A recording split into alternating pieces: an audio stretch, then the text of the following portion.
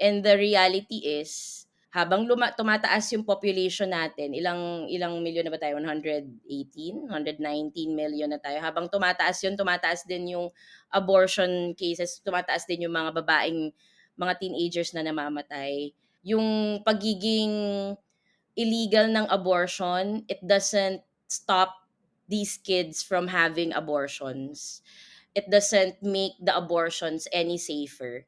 Hindi dahil these are based from actual numbers, statistics na making making abortion illegal doesn't stop them from actually dying from abortion, getting abortion. It only makes the abortions unsafe and really bad for these kids in general kasi they resort to yan, yung parang nangyari sa Sunshine na kung saan-saan sila nakakahanap, walang mga doctors na gustong tumulong sa kanila even for post-abortion care.